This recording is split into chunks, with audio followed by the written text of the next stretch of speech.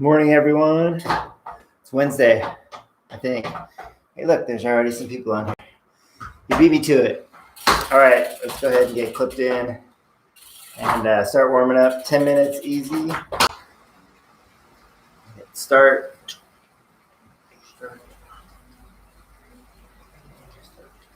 All right. How's everybody doing out there?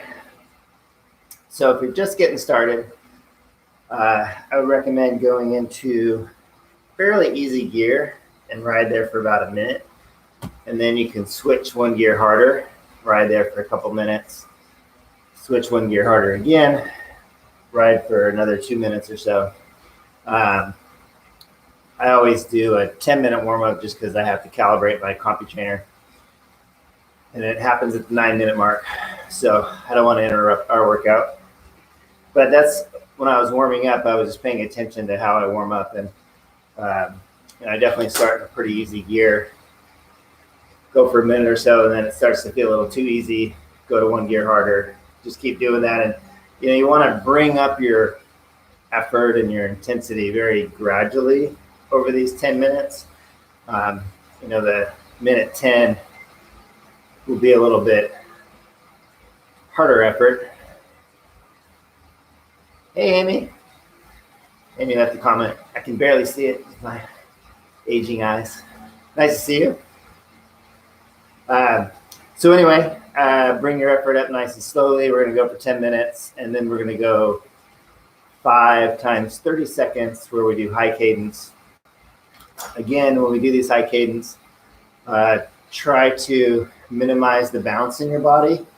Press your glutes, your butt into your seat. Draw your belly button into your spine, which will bring you up tall. A little bit of bend in your elbows, wiggle your fingers. So if all your weight is on your hands, go ahead and draw that belly button in, sit up a little taller, and feel yourself pull back from your handlebars so that you have a little more strength in your midsection in your butt, right? That'll help you generate more power. It'll also allow you to spin faster without bouncing all around. Okay, so warm up 10 minutes, 5 by 30 seconds, high cadence. Definitely want to be above 90 if you have RPMs on your bike, and 95, 100 is even better. So pay attention to that. You also want to try to maybe just incrementally increase them or keep them consistent. By riding at a higher cadence, it'll help those of you who are normally riding at 75, 80 to bring that up a little bit. In your normal riding. So just a little bit of work higher as you go in your day-to-day riding will help bring that up. So a few more minutes of warm-up. I was thinking about yesterday, I got out for a really nice bike ride. It's finally sunny in Seattle, and it was a very warm 65 degrees, which doesn't sound that warm, but when you've been riding in 40-degree weather, 60 degrees, sounds nice and feels nice.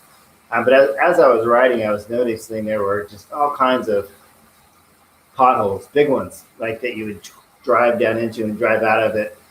For sure would give you a flat tire if you hit it, a pinch flat, because they were so deep and just so, like, literally that deep. It was just crazy. And then a lot of cracks in the road. So don't know where you live, but around here, our roads definitely need some improvement. But it made me think about one of the lessons that I put in my book here, 6-word lessons for successful triathletes.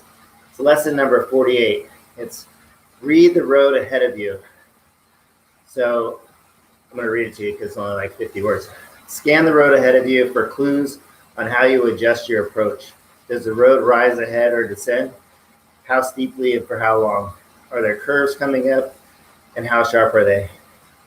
Are there potholes or other obstacles you need to avoid? How will you adjust your body weight and shift your gears to compensate? So there's a lot of things that you can do. Unfortunately, our eyes tend to, wherever we look, our bike tends to go there. So when we see those potholes, we have to condition ourselves to looking maybe on the side of them. If you have good bike handling skills, you can also learn to sort of pop your front wheel up just to get a little bit of space so you'll go over some of those potholes if you can't avoid them. or like a tree branch. But one of the big reasons why I think that lesson applies is you really want to scan, are there hidden driveways? Can you see a driveway but you can't really see if there's a car coming out? Those are instances when, if it's safe and you look behind you and there's no traffic, you might be better off. You might be safer a little bit in the road. Now, whenever you're riding in the road, you want to be hyper vigilant, looking back and make sure there's no traffic, like maybe every 15, 20 seconds, and really listening too, listening for cars or trucks. And that's being aware of the road too. If you practice enough, you can differentiate like a truck, a semi-truck, a car. The electric cars are harder because you can't hear them. But anyway, so reading the road, it's just taking it all in. And when you're new, everything kind of is moving fast. You're worried about shifting gears. You're afraid to look back because your bike ends up way over there. Hard to take a drink of water. But keep practicing. Start looking at what's going on. Like I mentioned in the lesson, is the rise of the road, is it going up? And for how long? Because that starts to tell you, okay, I'm going to have to shift to an easier gear. And how much energy can I put out to still have energy at the top of that? If I'm going down a descent that I've never been on, I definitely go a lot slower. And I'm really scanning for, are there dogs? Are there, like I said, hidden driveways? Are there cars parked on the side of the road? A lot of times, if you're riding in a more urban area and you see somebody get in their car, well, what's going to happen next? They're probably going to be leaving. And so sometimes they just get in and they take off, right? And they don't even see you. Or maybe you see somebody park and then typically, boom, the door opens up. So if you see somebody park, you want to definitely look behind you, because if no cars are there, then that's an escape route if that door opens up. But if you didn't look behind you and you have no idea if it's safe, then when that door opens up, you don't have that option, because you realistically, in good planning, might think, hey, there might be a car there. Okay, so just practice reading the road. Look for signs of things that might cause a flat tire, glass. Another reason whenever I ride outside, I'm just always hyper vigilant, looking back, because let's say I'm coming up and I see some glass in the road. Well, if I know there's a car that's 10 seconds behind me, I'm going to have to just go through that glass. If I know there's not a car behind me because I just look back, I can maybe go around that glass, or maybe I see the glass up there and it's far enough ahead that I have the ability to give a quick look, right? So then by the time I get to the glass, I know I can go around it or bunny hop it or do something, right, to avoid it. Okay, so we're 8 minutes in. Go ahead and, if you haven't already, a little bit harder gear. Let's get the heart rate up a little bit. So anyway, that's my lesson on reading the road. You'll get better at it the more you cycle outside. But the more you think about it, the better you'll get. Okay. Make sure you have a towel today, water. Probably going to need it. Again, some of you who are doing this live, if you want to extend the workout, you can just tack on after the fourth set in the main set. You can tack on another 10, 15 minutes aerobically. I meant that. Thank you. And then you can extend it to 55 minutes or tack on 15 minutes, go an hour. So it's a 45-minute workout. 1 more minute of warm up. The main set, I probably forgot to say it, is 4 sets of 4 minutes on, 4 minutes of work, and then 2 minutes and 15 seconds of easy recovery. In the work period, we want that to be, if you have power, somewhere between 75 to 85% of your FTP. If you don't have power and maybe you're using heart rate, you can notice that. But you should always be using perceived exertion. And so at the low end, we want that to be just slightly uncomfortable, definitely above, that conversational pace. breathing starts to become a little bit broken. And at the high end of that, we want it to be uncomfortable, but not hard. If it's hard, then back it down. Just shift 1 or 2 gears. Easier to bring down your intensity, okay? We're almost up to 10 minutes, so we're gonna do 5 sets, 30 seconds, high cadence. So think about what gear you're in. Ready, here we go. So much going on, I forgot to hit start on my coffee trainer.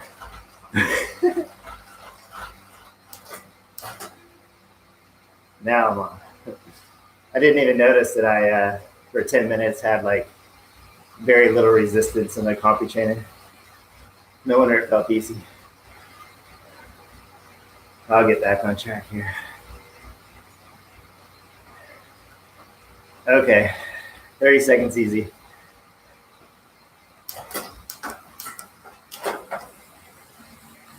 So I went to pick up my cadence and I noticed that I had like 0 or less than 0 resistance, and it felt really odd.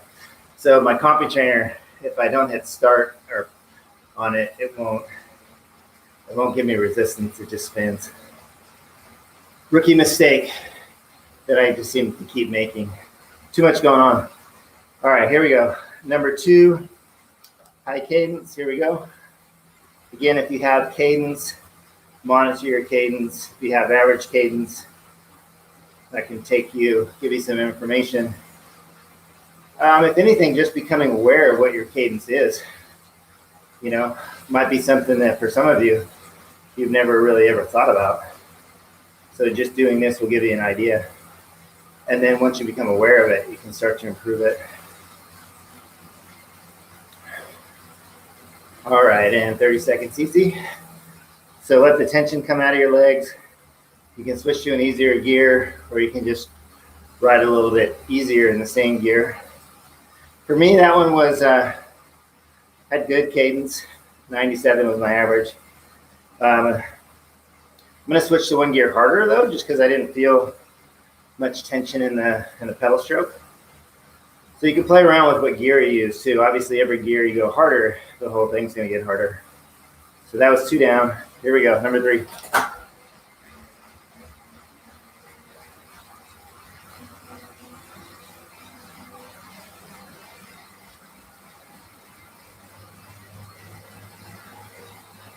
Again, if you start to feel yourself bounce, really work on that technique, drawing your belly button.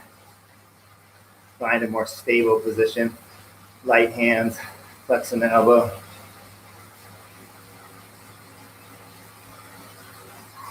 All right, and easy.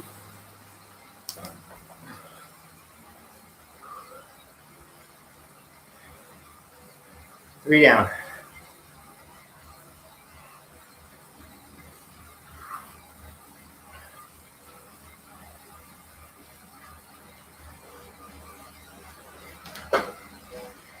For me, that one was definitely harder because I went 1 gear harder, so I'm going to stick in that same gear. And then with average cadence, how you get out of the gate, those first 5 seconds matter. Ready? Here we go.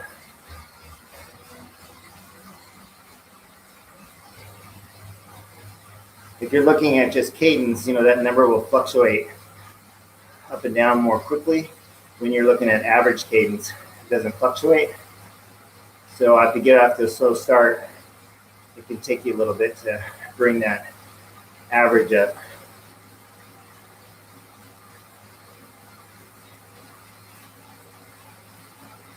All right, and relax.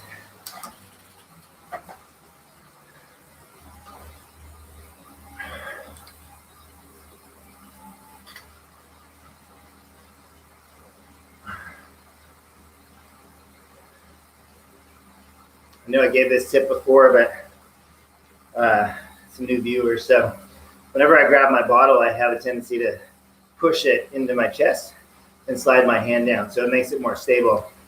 Often when I put it away, I do the same thing. So you can use your body as a hand. Here we go. Number 5. Make it count. Definitely got a sweat going.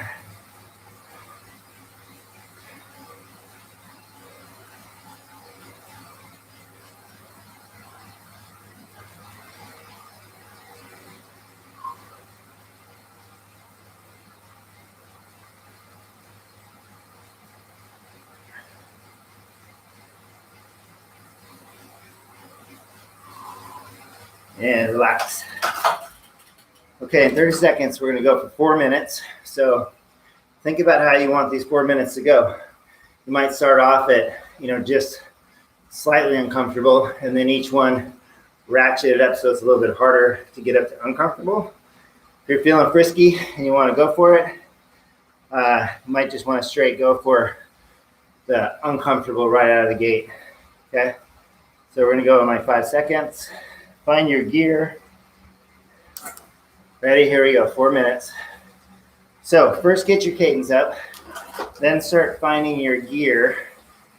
Keep your cadence up, and then pay attention to how it feels. And if you say, hey, this really doesn't feel that uncomfortable, switch to a harder gear, right? Every time you switch to a harder gear, the intensity goes up. If you have heart rate, if you have wattage, if you have cadence, look at those. Maybe coming into this, you have an idea of what numbers you want to hit. And that's really motivational.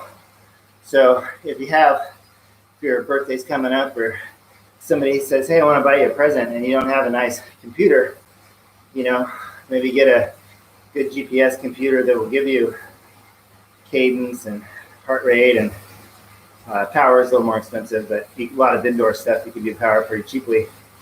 But by having those numbers when you do indoor workouts, really helps you control the intensity.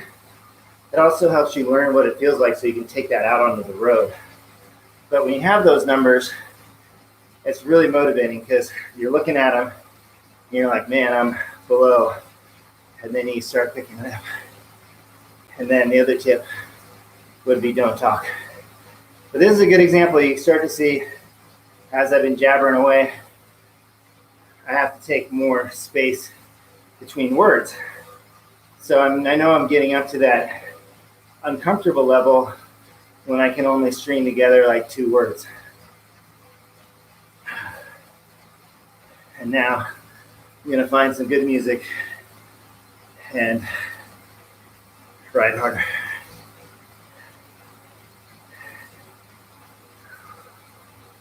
And turn it up.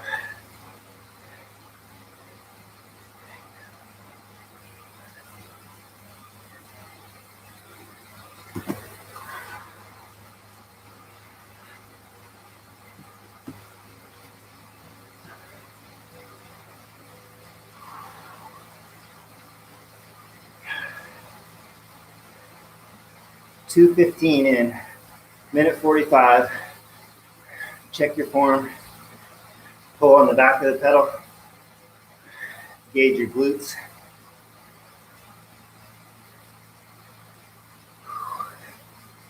Again, if it feels too hard, 1 gear easier. Doesn't feel hard enough, 1 gear harder.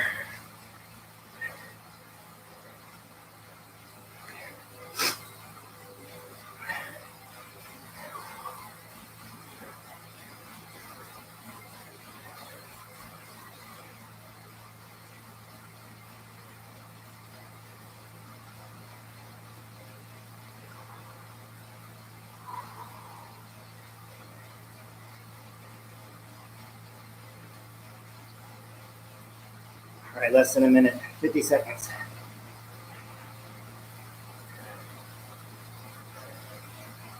I'll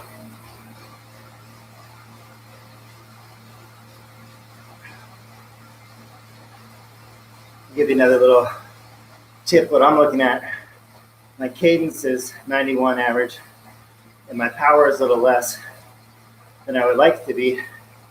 So I went to 1 gear harder, knowing that that's going to slow down my cadence, but it's going to boost up my power.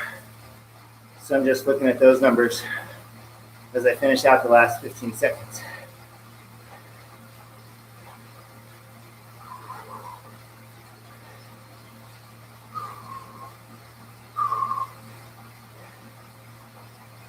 All right, 2, 1, 2 minutes, 15 seconds, easy. So, not always, but you should be in the big chain ring on those. So now should be in the small chain ring. And if you're feeling a lot of tension in your legs, go ahead and slow down your cadence, easier gear. And these recovery efforts, we really want very little, like 5-10% resistance in the pedal stroke. We do want, as you like first 30 seconds, maybe your cadence is slow, but as you start to recover, bring up your cadence with an easy gear, because the faster we spin, the more flush we'll get through our muscles. So the increased blood flow is going to pull out of that waste product out of your muscles. One of the reasons that massage is helpful is because it increases blood flow and it helps your body just rid itself of the toxins. So same thing, that's why I call them active recovery workouts. Active recovery workouts will get you ready to go after a race or a hard workout faster than sitting around. So swimming is a great active recovery workout. Easy cycling like this, active recovery. Anything that's hard running is not active recovery.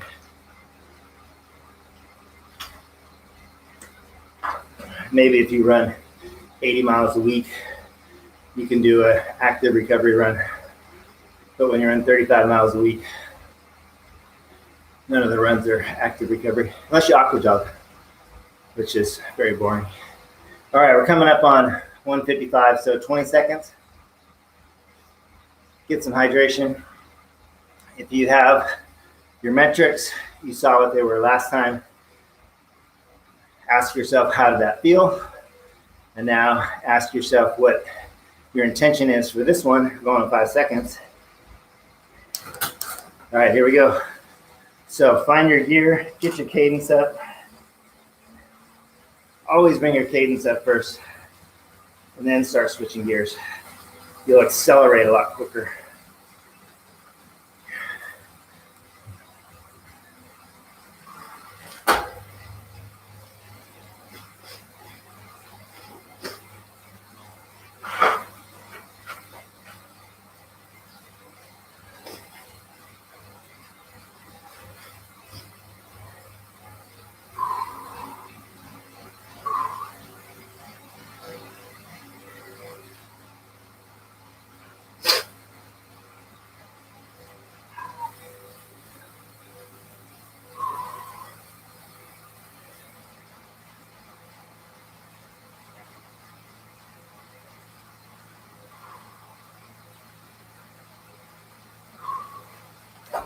Ciao. 1 minute in.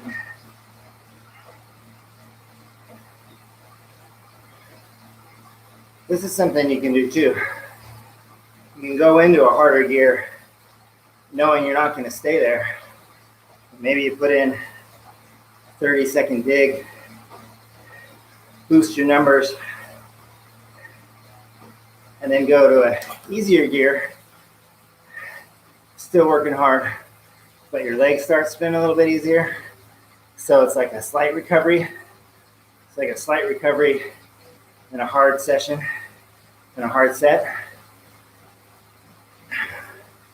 Then maybe 20, 30 seconds, you start to notice, okay, feeling a little better.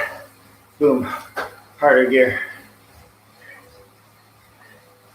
So you can toggle back and forth between gears.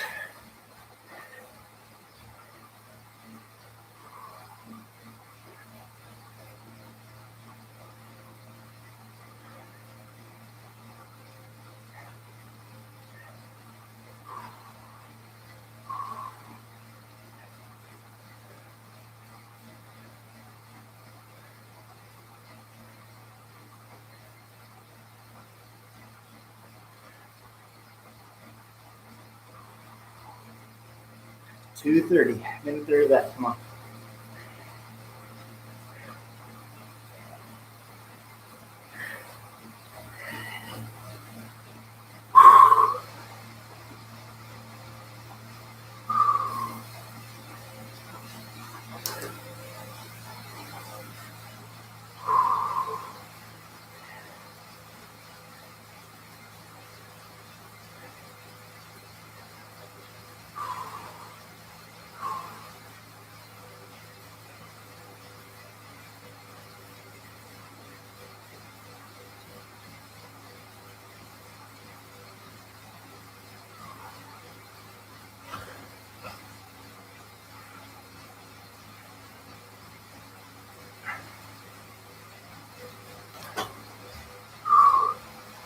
40 seconds. If you need to boost your numbers, last 30 seconds, time to do it.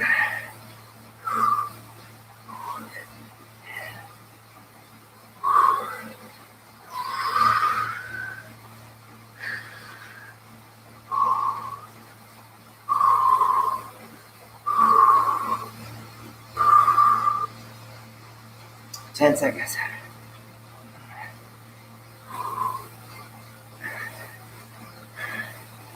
4, 3, 2, 1. Easy. Woo. Dang. Nice job. Halfway there.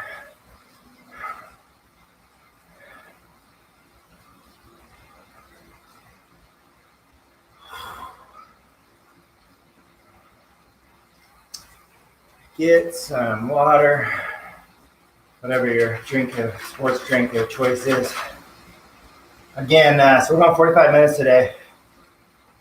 I started early, but I'm halfway through. So if you have a bottle, you can measure, try to get at least 90% of it, if not all of it, by the end of the workout. Again, as I mentioned before, 1 bottle per hour. When you're out cycling, is kind of my rule of thumb. Hotter, more humid days, more fluid. Even on colder days, 4 minutes feels very long this time. Yes, it does.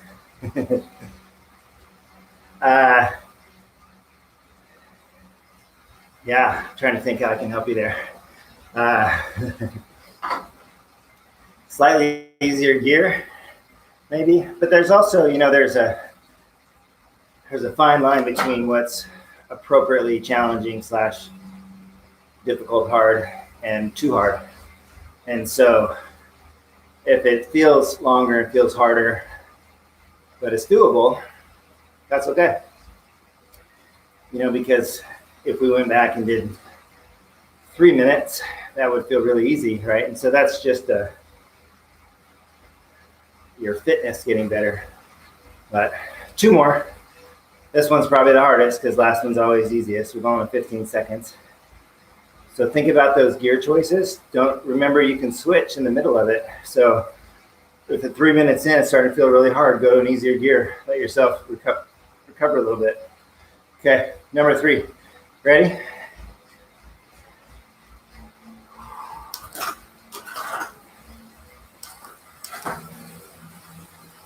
Bring your cadence up. Find your appropriate gear.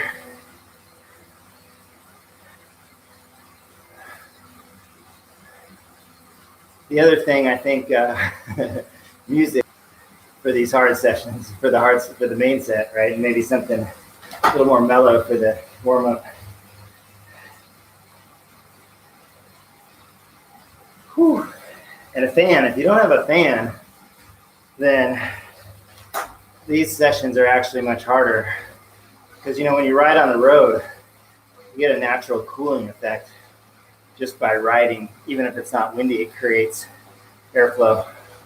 So if you don't have a fan, get a little box fan, tilt it up the right angle.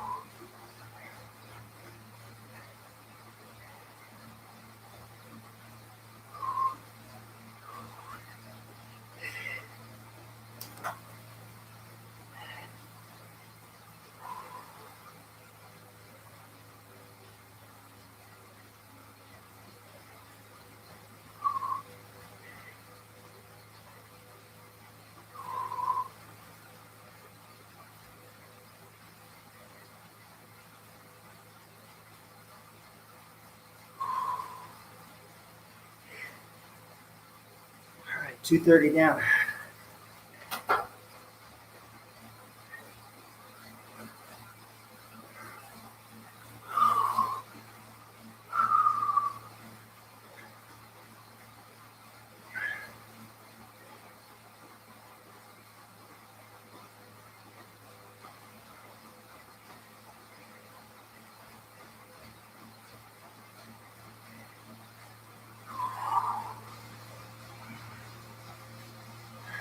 $55 seconds.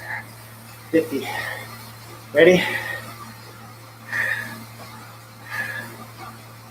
45. Make it count.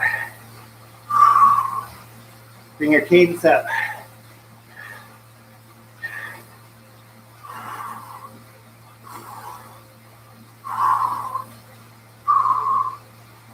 Seconds.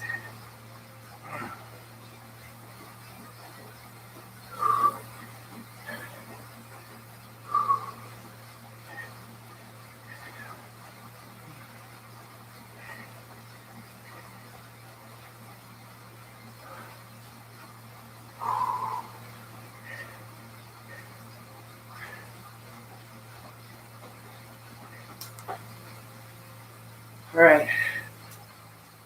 Easy. Yowzers. So around a minute, I had a question when Samantha encouraging Christine, which is great. But I was wondering how many people are watching this via their phone, via like a laptop or tablet. My computer is way over there, so I can't type anything. I suppose if I got on my phone, I might be able to do it, but you don't have to answer right now. But I would be very curious to know if you're using a phone versus a computer. And then maybe I'll have you put in your age. There's probably a dividing line between phone users and laptop users. I laugh because I'm on the older version of that line.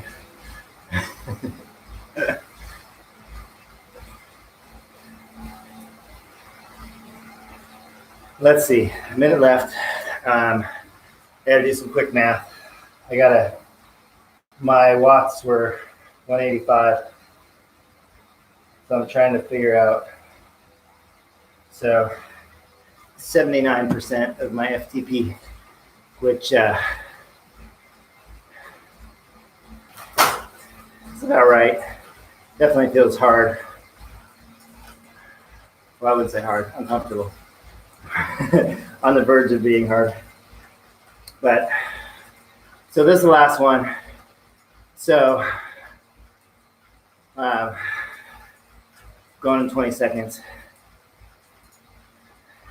If you're worked, try to keep it where it was. You got some left in you, and you want to try to best your previous efforts. Now's the time to do it. Ready? Here we go. Okay, get your cadence up.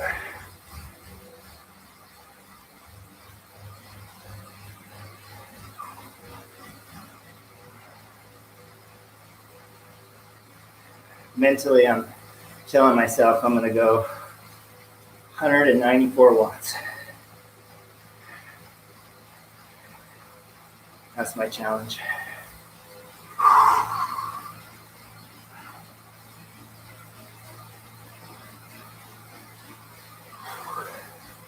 There's a couple ways to push more power, more effort. One is with a higher cadence, in a slightly easier gear. Your speed and your power is a combination of your cadence and your gear choice.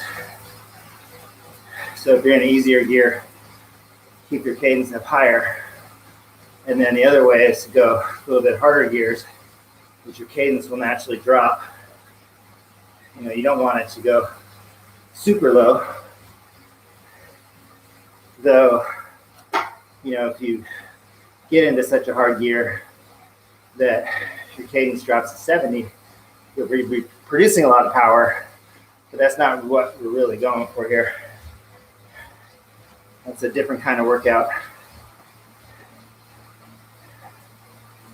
So when I say your cadence drops, it just drops a little bit. It doesn't drop 10.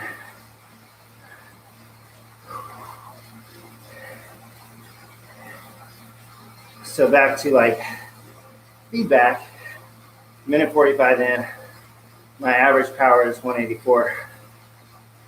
So I got to bring it up 10. But just knowing that, knowing we have 2 minutes left,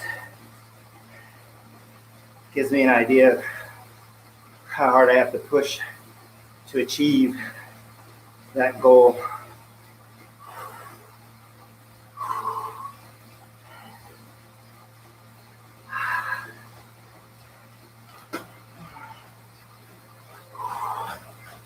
So you see me stand up once in a while, and that's just to get the pedals turning over faster so I can get my cadence up when I sit down in the same gear. It also slightly switches up your muscle groups.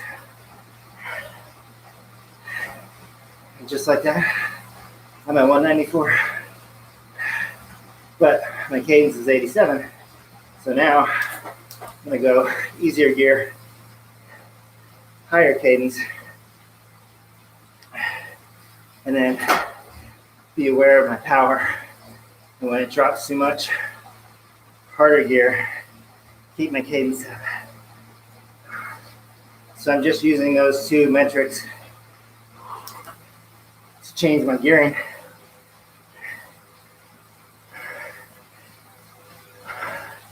So right now, higher cadence, getting a slight recovery.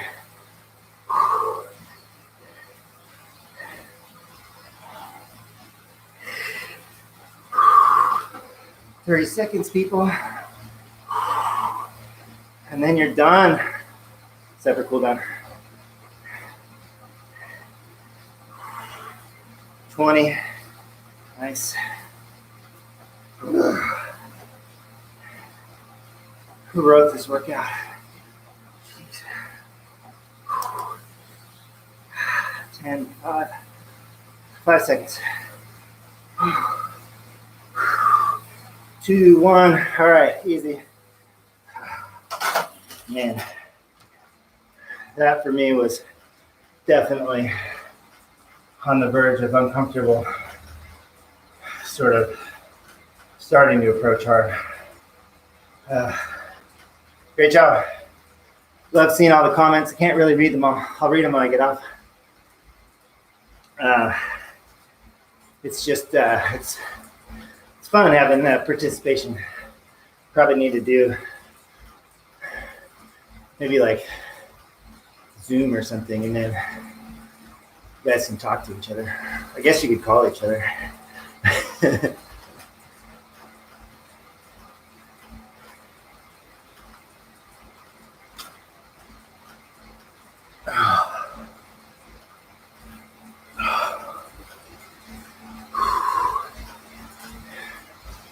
Here's another tip for monitoring your fitness.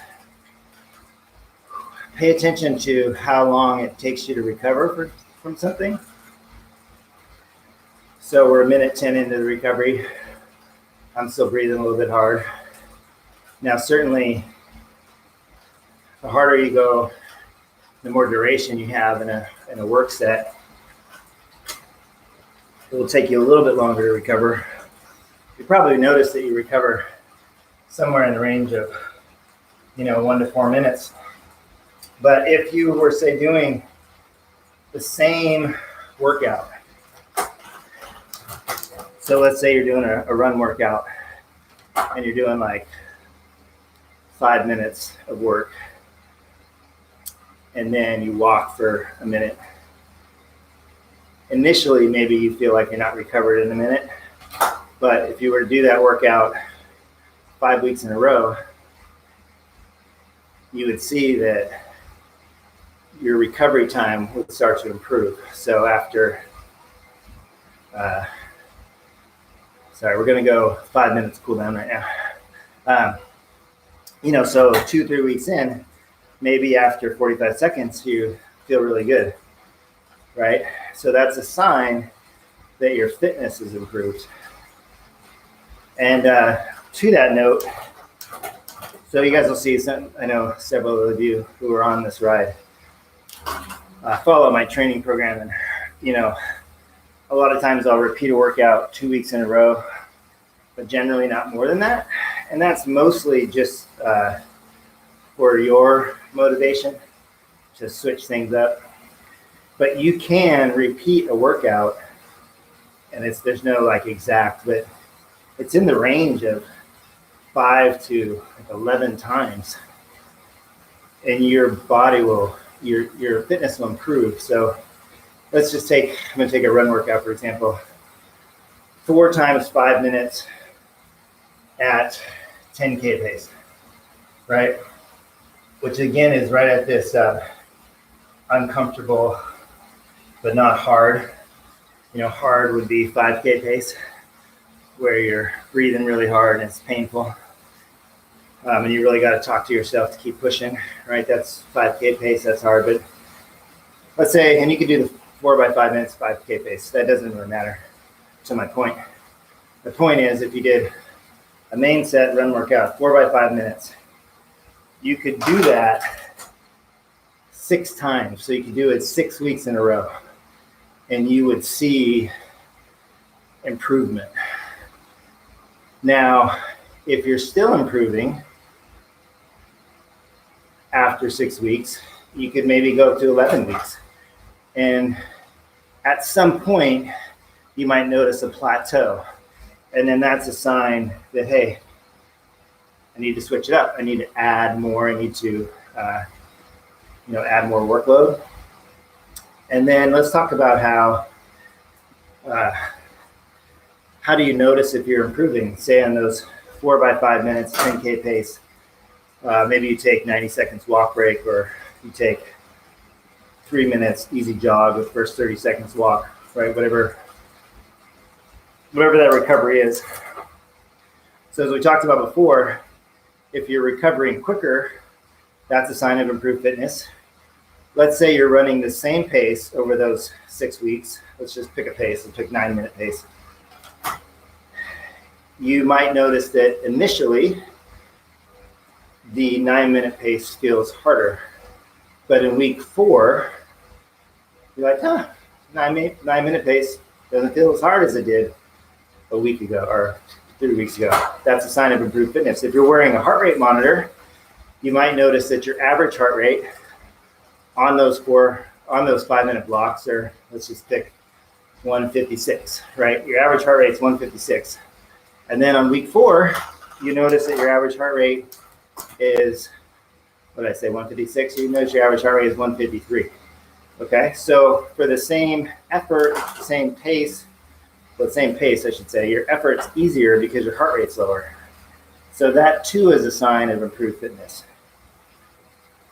Conversely, you could be going at the same heart rate for those 5 minutes. Let's say you're running at 156, and then you just keep running at 156, so the effort is the same, but you notice your times get faster.